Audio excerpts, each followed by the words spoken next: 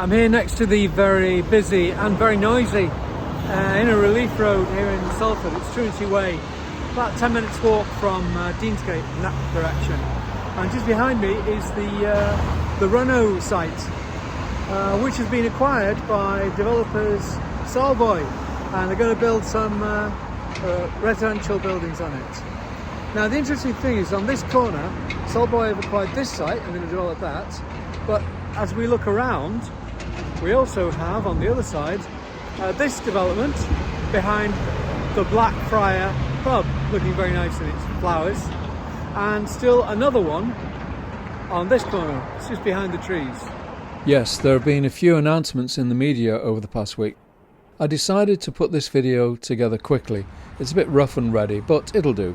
This is the residential building 55, the 8th development by Soulboy, completed a few years ago with their construction partners Domis, designed by John Matthews Architects.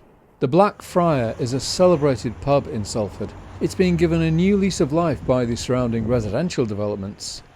This ornamentation with flowers flowing out of a tap is more of a kind of installation than just decoration.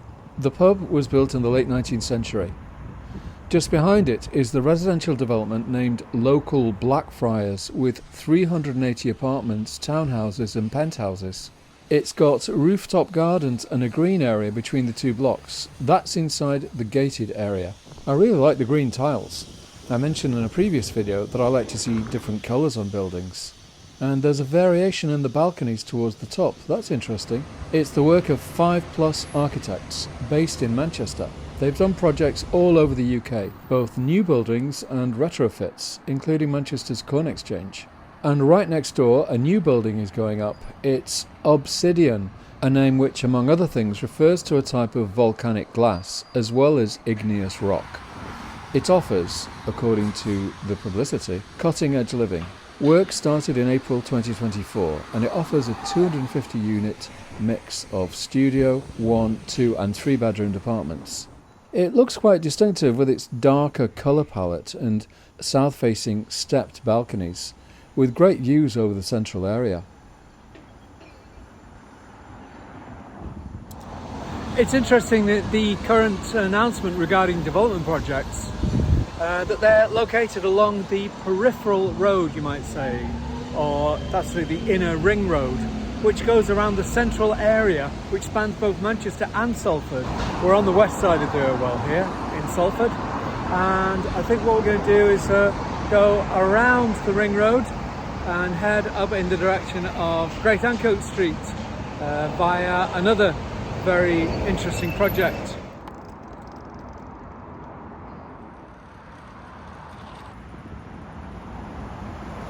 I'm here near Manchester, just next to the AO Arena, and this is Waterhouse Gardens, and it topped out this week. I think it's that high bit there. We can see the brickwork being applied, and as someone in the comments told me, this is real brick.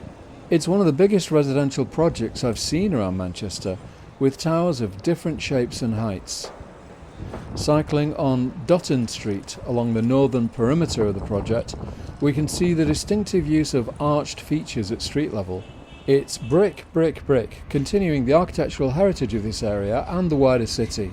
Again, we see shiny green tiles within the brickwork and patterned screens that remind me of the Middle East, like the tower of a certain nearby residence, still in its original use.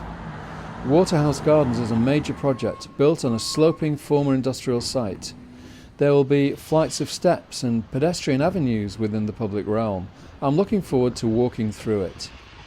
I'm here on the corner of Oldham Street and Great Ancoats Street. It's fairly quiet actually. Anyway, I found a very interesting aerial photograph taken from just up there. Let's have a look at it. This aerial photo was taken in 1927.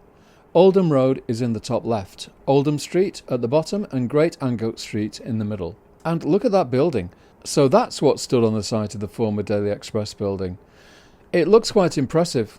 I've never seen it before. The steel frame on the right is the Hudson building under construction. There wasn't much traffic then. And there's the Daily Express building shortly after completion in 1939. Just as a slight disturbance was about to start, which would devastate parts of Manchester 2 years later. This building inspired the young Sir Norman Foster, who grew up in this house on Crescent Road, Levenshulme. He was 90 years old on the 1st of June 2025, so happy birthday, Sir Norman Foster. A little further down Great Ancoats Street, a photo from 1960. These two buildings survived until quite recently. The one on the right was home to the upholstery supplies business Salford, but it had to be demolished around 2014 as it was deemed unsafe. I can find no information on the gabled building in the middle, which I remember from a few years ago, or the garage next to it. All three were replaced by a PRS project designed by Tim Groom Architects. That's private rented sector. Looking more closely at Auto, the garage and car spares store. I love that Ford Consul Mark II with its sunshade. It looks almost new. I have no recollection of this garage, though in later years I think a car hire company was based here. We once hired a car and drove to France in it. Great photo by Harry Milligan. I found one more photo labelled as Great Ancoats Street, but I can't identify the location. The year is 1900. Can anyone help? I took this reference shot for comparison. I'm not sure why there's an arrow. Maybe pointing 125 years into an unimaginable future. The prestige development number 1 Port Street is well advanced. More brick here, but not on the tower. Well, I'm further down Great Ancoats Street now, next to the retail park, and just behind me is number 1 Port Street. And the tower is nearly, or at least the cladding is nearly complete. Just one more section to add.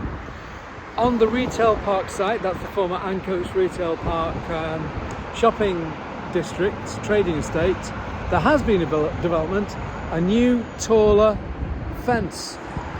And further down, that's the Stockton site, we'll look at that in a moment.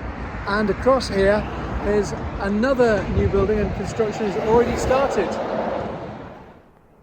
That's going to be a 20-storey Hilton Motto Hotel designed by Simpson Huff. That's Ancoats Retail Park in 1990, and as it looks at the moment. And the new Civil Service Digital Campus is going to look something like this. Work will be commencing soon. And let's cycle down now to the Stockton's furniture store site, which, like those buildings we saw before, will soon be a memory. The store will relocate to an out-of-town facility. And what's going to happen to those businesses on the corner? Will that building also disappear? And there it is, a visualisation of the tower that's set to appear on the furniture store site. £241 million, a 50-storey tower and another at 26 storeys. 758 apartments with lots of commercial space and public realm. The tower looks like something out of a science fiction film to me. Architects, Simpson Huff. Design led by Reform Landscape Architecture. So take a good look at what's there today. It won't be around for much longer. And just across the street, this area will become a new park. So that's it. Great Ancoats Street, from cradle of the Industrial Revolution to increasingly high-rise futuristic. It's taken a few years, but it's happening now. Well, that's all for this update. I'm going to head back out now to home base on the train. So hit subscribe. Vielen Dank fürs Zuschauen und auf Wiedersehen in Salford und Manchester.